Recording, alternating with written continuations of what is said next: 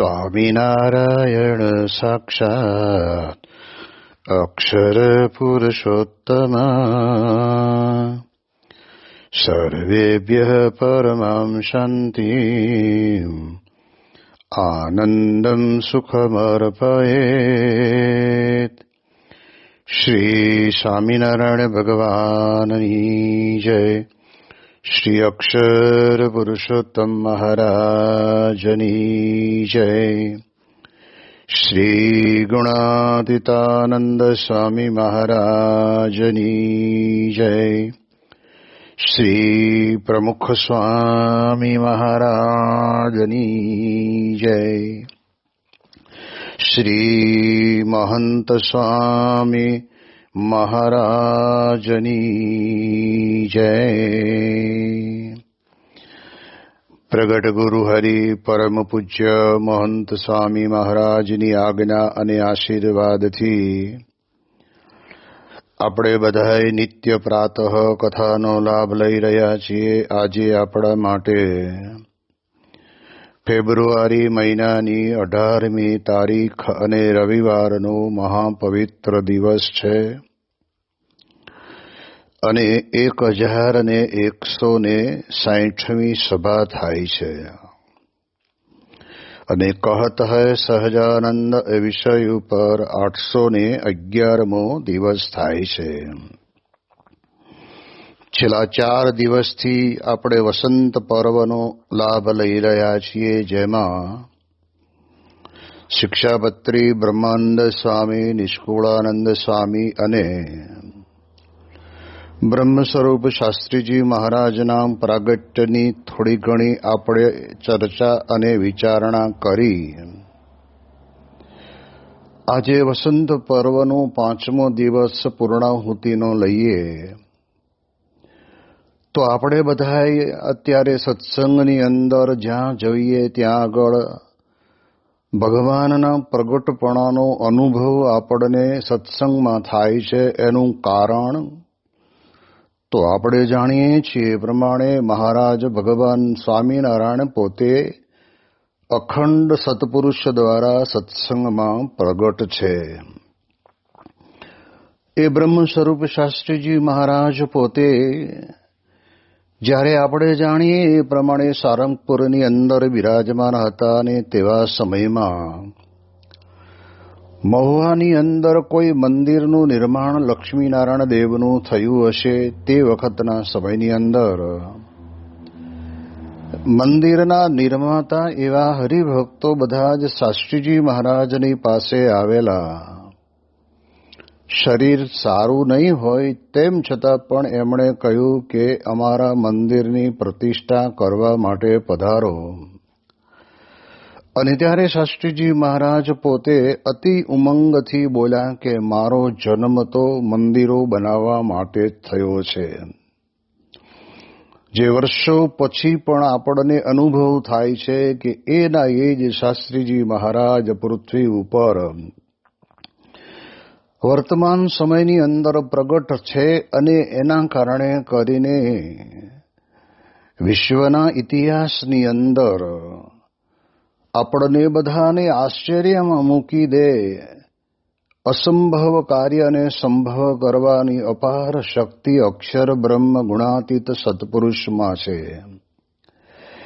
જે ઉપનિષદોની અંદર ગાવામાં આવ્યું છે કે એતસ્ય પ્રશાસને ગાર્ગી, એ પ્રકારે આપણે જાણીએ એ પ્રમાણે ભગવાનની ઉપાસના માટે થઈને મંદિરોના નિર્માણ કરવાનું ભગીરથ કાર્ય નો પ્રારંભ ભગવાન સ્વામિનારાયણે કર્યો, પરંતુ એ એમના અક્ષર બ્રહ્મ ગુણાતીત સત્પુરુષો દ્વારા આ કાર્ય સતત ચાલુ રહ્યું.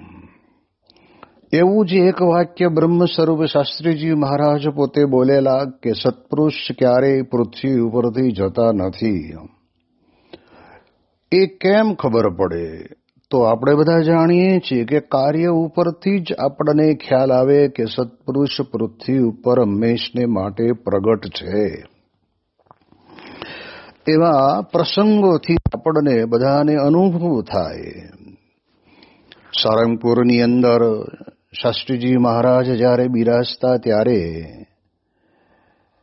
અવારનવાર હરિભક્તો દર્શને આવતા. એમાં અમદાવાદથી ખેંગારજી બાપુ, આપણા સ્વામિનારાયણ પ્રકાશના આદ્ય તંત્રી, એ પોતે જ્યારે આવે ત્યારે શાસ્ત્રીજી મહારાજે એક વખત એમને બાજુ રંગમંડપની બાજુમાં એક જાળીવાળી રૂમ હતી, અત્યારે દિવાલ થઈ ગઈ છે, અને એમાં મૂર્તિઓ હતી બોક્સની અંદર મૂકેલી. અને એમને લઈ જઈને બોલાવીને કહ્યું કે ખેંગારજી બાપુ, કે હા, આ મૂર્તિ આપણે ગરડાના ટેકરા ઉપર વધરાવી છે. હવે જે સમય એવો હતો કે તે સમયની અંદર ગઢડામાં આપણને એક તસુવા જેટલી પણ જમીન મળે એમ હતું જ નહીં. પરંતુ શાસ્ત્રીજી મહારાજનું કેવો અગમ વિચાર, એમણે પોતે ત્યાં આગળ કોઈ હરિભક્તના નામે ગઢડાની અંદર એક નાનું એવું મકાન ખરીદીને અક્ષર અને પુરુષોત્તમ મહારાજને ત્યાં પધરાવી અને અવારનવાર જતા આવતા ત્યારે ત્યાં આગળ રહેતા. પરંતુ એમને તો બધું જ દેખાતું હતું. કેવા યુગ પુરુષ હશે, યુગ દ્રષ્ટા હશે. તો ખેંગારજીભાઈને મનમાં વિચાર થાય કે સ્વામી, જમીનનું ઠેકાણું નથી અને મૂર્તિ કરવી, મૂર્તિ તમે બતાવો છો, વાત સાચી છે, પણ હશે સ્વામીને કરવું તો છે, પણ હવે આપણને દેખાય નહીં. અને એવા સમયની અંદર થોડોક સમય ગયો અને જ્યારે ગઢડાના મંદિરની પ્રતિષ્ઠા નજીક આવવાનો ટાઈમ હશે, એવા કાળની અંદર ફરી વખત ખેંગારજી બાપુને કહ્યું કે બાપુ, આ મૂર્તિ ગઢડાના ટેકરા ઉપર પધરાવવાની છે. અને ત્યારે પણ એમણે કહ્યું કે સ્વામી, કેવી રીતે આ શક્ય છે? અને ત્યારે શાસ્ત્રીજી મહારાજ પોતે એવું બોલેલા કે તમે એનો અનુભવ કરશો ને તમારા હાથે આરતી ઉતરાવશો. હવે જ્યારે મોટા પુરુષ જે કંઈ બોલે છે ને, એ વાક્ય એટલું અદ્ભુત હોય છે કે માણસના જીવનની અંદર આપણે બોલીએ, આપણે કરી ન શકીએ, પણ સત્પુરુષ બોલે ને એ થાય. અને એના કારણે કરીને શાસ્ત્રીજી મહારાજ તો ધામમાં વધાર્યા. આ વાક્યની ખબર તો માત્ર ને માત્ર ખેંગારજીભાઈને અને શાસ્ત્રીજી મહારાજ બેને જ ખબર હતી. પરંતુ ગઢડાની અંદર જ્યારે પ્રતિષ્ઠાનો દિવસ આવ્યો, યોગીજી મહારાજે પોતે વિધિ વિધાન પ્રમાણે પ્રતિષ્ઠા વિધિ સંપન્ન કરી અને આરતી કરતા હતા. અને ત્યારે તે વખતે ખેંગારજી બાપુ બાજુની અંદર થાંભલાને અઢેલીને બેઠા હશે કે ઊભા હશે. અને છેલ્લી આરતીની કડી આવીને ત્યારે ખેંગારજી બાપુને બોલાવ્યા યોગીજી મહારાજે કે બાપુ આવો, ગઢડા મંદિરની મૂર્તિઓની પ્રતિષ્ઠાની આરતી ઉતારો. શાસ્ત્રીજી મહારાજે તમને કહેલું ને કે તમારા હાથે આરતી ઉતરાવશું. આ પ્રસંગ ઉપરથી પોતે એટલા બધા ગદગદિત થઈ ગયા કે હે શાસ્ત્રીજી મહારાજ, તમે ગયા છો એવું કેમ મનાય? આ યોગીજી મહારાજમાં રહીને તમે મને જે વચન આપ્યું હતું, જે કોલ આપ્યો હતો, એ આજે પૂરો કર્યો. એટલે આપણે કોઈ પરચા પરચીની વાતની અંદર આપણે બહુ આગળ વધતા નથી, પણ સત્પુરુષ પોતે જે કંઈ વિચાર કર્યો હોય એ જ વિચાર પ્રમાણે ચાલતું હોય છે. યોગીજી મહારાજના સમયની અંદર પણ આફ્રિકામાં આપણા એક હરિભક્તના પિતાશ્રી, એ પોતે ત્યાં આગળ એમના મિત્રના નાતે ત્યાં આફ્રિકા ગયા હશે કંઈક લગ્ન પ્રસંગની અંદર. અને ત્યારે એમણે કહ્યું કે આવો અમારા ઘરે યોગીજી મહારાજ પધાર્યા છે. આમ તો એ ગઢડા પ્રદેશની અંદર આવે, સત્સંગી ખરા, પણ કંઠી પહેરવાની ઘણા ટાઈમથી ઈચ્છા હતી, પણ કંઈ મેળ પડ્યો નહોતો. અને ત્યારે તે વખતના સમયની અંદર ત્યાં કોઈ વક્તાએ જાહેરાત કરી કે ભાઈ જેને જેને કંઠી બાંધવાની હોય એ બધા જ લાઈનમાં આવો. અને ત્યારે યોગીજી મહારાજ પાસે એ પોતે ત્યાં આવે છે, ડૉક્ટર જોધાણીના પિતાશ્રી. અને ત્યારે તે વખતે એમણે કંઠી પહેરવા માટે સ્વામી બાપા પાસે હાથ ધર્યો. ત્યારે પ્રમુખ યોગીજી મહારાજ એવું બોલ્યા કે તમને તો અમારા પ્રમુખ સ્વામી કંઠી પહેરાવશે. પ્રમુખ સ્વામી મહારાજ તે વખતે હાજર નહોતા. આવું કહ્યું એટલે એમને મનમાં એમ થયું કે વળી પ્રમુખ સ્વામી ક્યારે મળશે, શું થશે, પણ એટલું એમને પોતાને એકનાને ખબર. અને એના પછીનો સમય વીતી ગયો. યોગીજી મહારાજ ધામમાં પધાર્યા પછીના 11 વર્ષ પછી અમદાવાદની અંદર હરિભક્તોને ત્યાં આગળ સ્વામીશ્રીનો સમય વખતે ઉતારો રહેતો. તે ઉતારાની અંદર જ્યાં રહ્યા હશે ત્યાં પણ ડોક્ટર જોધાણીના પિતાશ્રીને પોતાને બોલાવેલા કે તમે ત્યાં આવો, પ્રમુખ સ્વામી અહીંયા છે. અને ત્યારે ત્યાં આવ્યા અને તે વખતના સમયની અંદર પ્રમુખ સ્વામી મહારાજના દર્શન કર્યા. ત્યારે બાપાએ એમનું કાંડું ઝાલ્યું અને પ્રમુખ સ્વામી મહારાજે કહ્યું કે લાવો, તમને કંઠી પહેરાવવાની બાકી છે ને, કંઠી પહેરાવી દઈએ. આ પ્રસંગ હું એટલા માટે કહું છું કે સત્પુરુષ પૃથ્વી ઉપરથી કદી જતા જ નથી અને ગયા પણ નથી. જે વાતની બીજા કોઈને ખબર નથી, પ્રમુખ સ્વામી મહારાજને પણ ખબર હતી, પણ એનો એ જ શાસ્ત્રીજી મહારાજ યોગી બાપામાં હતા. એના એ જ શાસ્ત્રીજી મહારાજ અને યોગી બાપા પ્રમુખ સ્વામી મહારાજમાં અખંડ રહ્યા છે. અને એટલા જ માટે થઈને જે યોગીજી મહારાજે પોતે સંકલ્પ કર્યો કે આપણે યમુનાના કાંઠે મંદિર કરવું છે, અને જેના માટે 11 ગવર્નરો બદલાઈ ગયા, પરંતુ પ્રમુખ સ્વામી મહારાજના અંતરની અંદર યોગીજી મહારાજના આ વચન ઉપર કેટલી જબરદસ્ત દ્રઢતા અને વિશ્વાસની પ્રતીતિ હતી. 32 વર્ષ પછી પણ એમને પસંદ હોય એવી જ જમીન પ્રમુખ સ્વામી મહારાજે પોતે પસંદ કરી.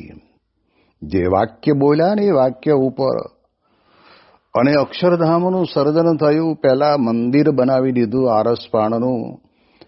ત્યારે આપણને ખ્યાલ આવે કે મોટા પુરુષ ગયા નથી.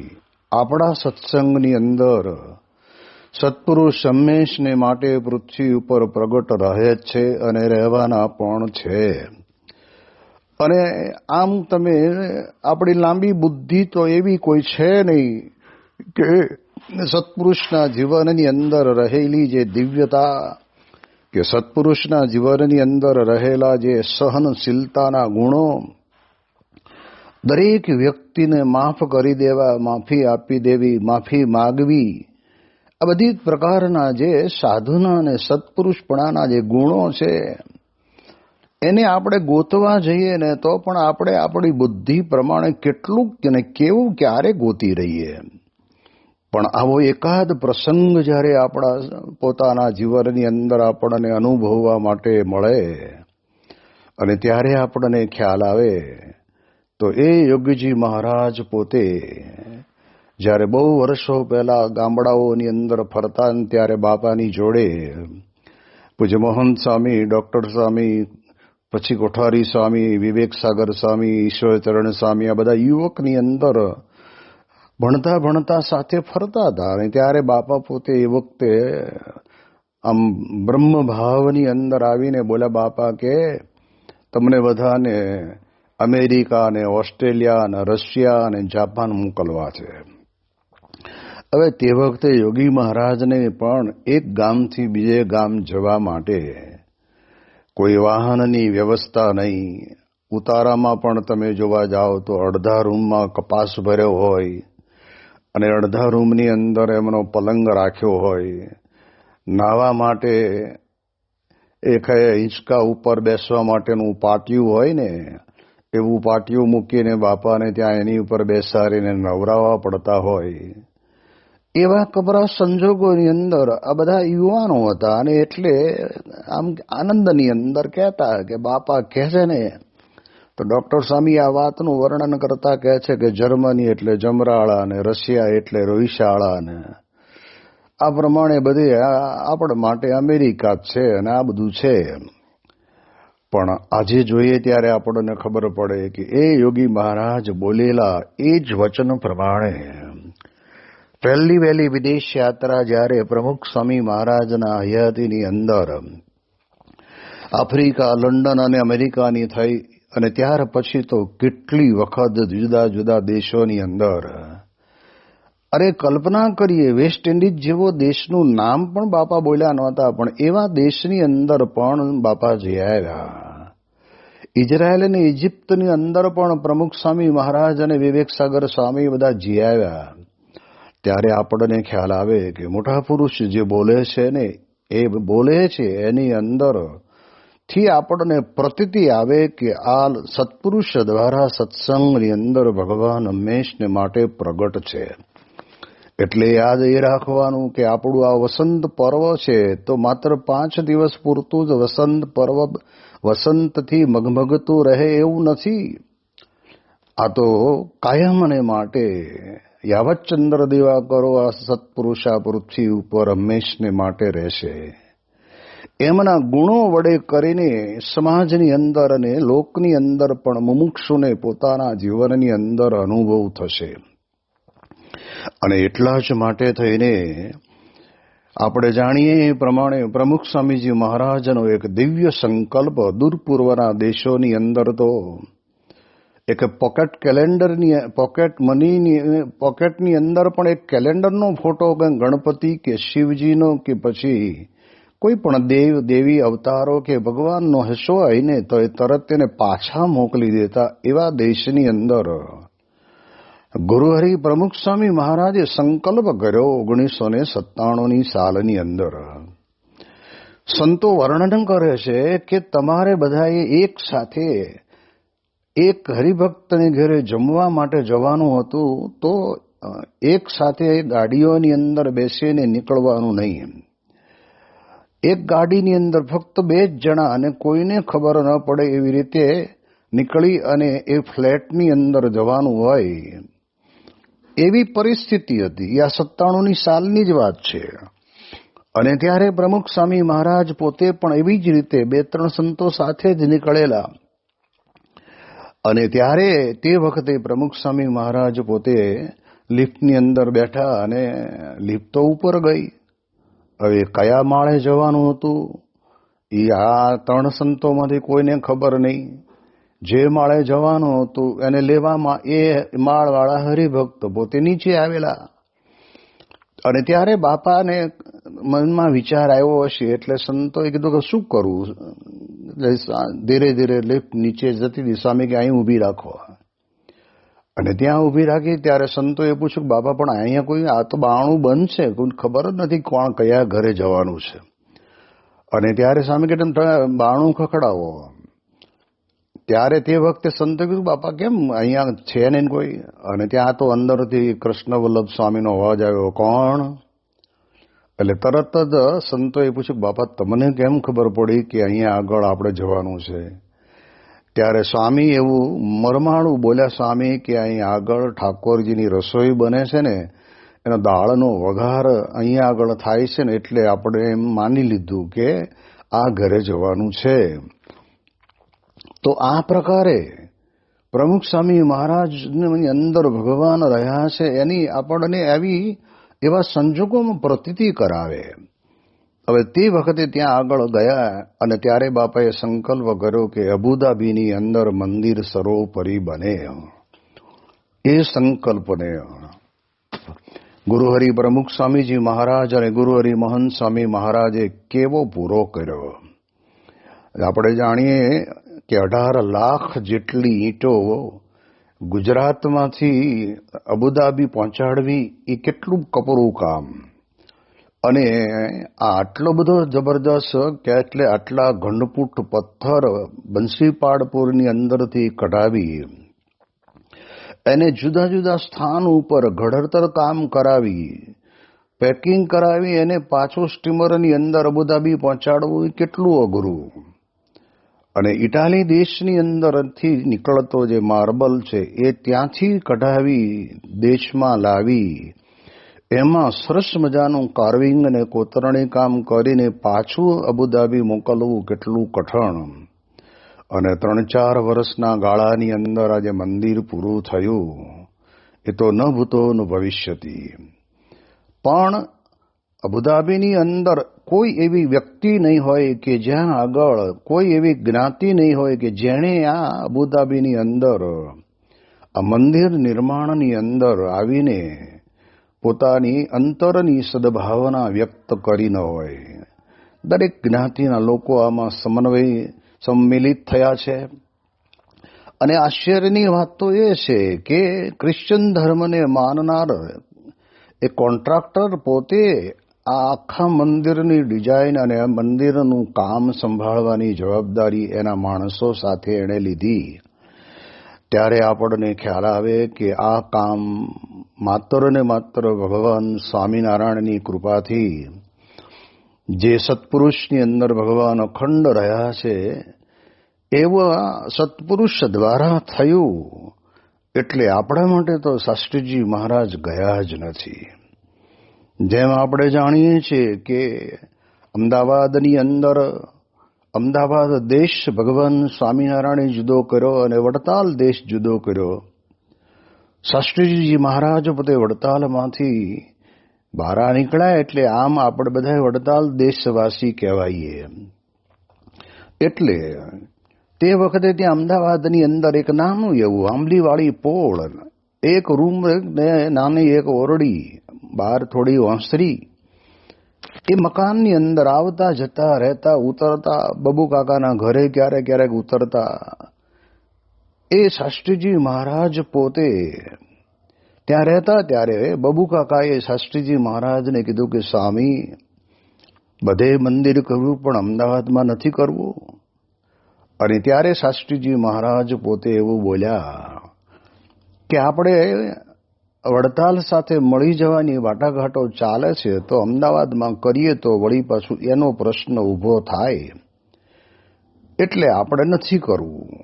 અને ત્યારે એ બબુ કાકા પોતે એવું કીધું કે શાસ્ત્રી મહારાજને કહે છે કે જો તમે મંદિર અમદાવાદમાં નહીં કરો તો હું અક્ષરધામમાંથી પાછો આવીશ અને તમને લાવીશ. આ પ્રકારની વાત જ્યારે એમણે કરી અને પછી તો સત્પુરુષમાં ભગવાન અખંડ રહ્યા છે. એટલે શાહીબાગની અંદર તે વખતના સમયની અંદર શાસ્ત્રીજી મહારાજની હયાતીમાં જ્યાં બંગલો લેવાયો અને એ પ્રમાણે આ પ્રમાણે અમદાવાદની અંદર પણ મંદિરનું નિર્માણ થયું. અને આખા બીએપીએસ સંસ્થાનું સંચાલન એ અમદાવાદ મંદિરમાંથી અત્યારે થઈ રહ્યું છે. એટલે કાર્ય ઉપરથી જ આપણે સમજી શકીશું કે સત્પુરુષ હંમેશને માટે પૃથ્વી ઉપર પ્રગટ છે. આજે 91-92 વર્ષની ઉંમરે મહંત સ્વામી મહારાજ પોતે અમેરિકાની અંદર અક્ષરધામનું ઉદ્ઘાટન કર્યું. એ તો એક અકલ્પનીય ઉત્સવ કહેવાય. ભારતીય સંસ્કૃતિની અંદર આટલું મોટું વિશાળ વિશ્વનું કોઈ મોટું મંદિર હોય તો બીજા નંબરનું આ મંદિર. અને એ મંદિરનો ઉદ્ઘાટન કહેતા પ્રતિષ્ઠા વિધિ અક્ષરધામની કરીને જ્યારે આવ્યા ત્યારે કેટલો બધો જબરજસ્ત આ લોકની અંદર, ભારતની અંદર, વિશ્વની અંદર ડંકો વાગ્યો. પરંતુ એના એ સત્પુરુષના કાર્ય એવા હોય છે કે જે એક પછી એક ચડિયાતા જ હોય છે. અને એના કારણે કરીને અબુધાબીના મંદિરને માટે તો જેટલું આશ્ચર્ય વ્યક્ત કરવું હોય ને એટલું આશ્ચર્ય આપણે વ્યક્ત કરી શકીએ એવું અદ્ભુત કાર્ય છે.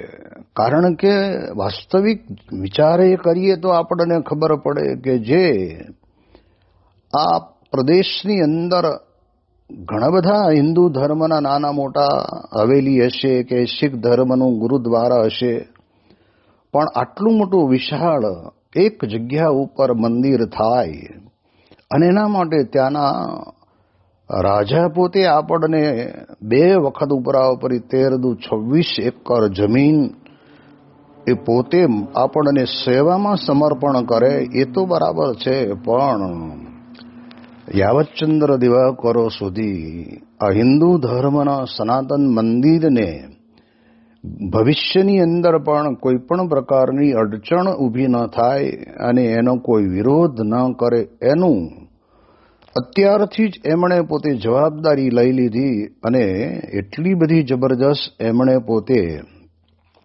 આ પ્રમાણે મંદિર નિર્માણની અંદર સહકારને સહયોગ આપ્યો અને ત્યારે જ પ્રમુખ સ્વામી મહારાજ અને મહાન સ્વામી મહારાજને માટે આપણે તો નજર જોયા છે એમને કે જે સંકલ્પો એમણે કર્યા તે સંકલ્પો આજે પૂર્ણ થતા આપણને દેખાય છે.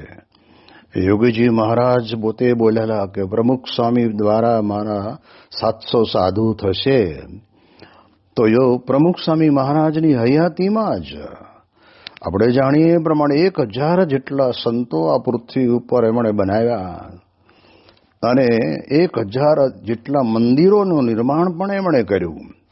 આ કામ સામાન્ય નથી, કારણ કે સમયની વાત જુદી છે, પણ પ્રમુખ સ્વામી મહારાજે આ બધું કાર્ય કરતા આ વિશ્વના તમામ ધર્મના વ્યક્તિઓના અંતરની અંદર પણ એમણે એવું દિલ જીતી લીધું.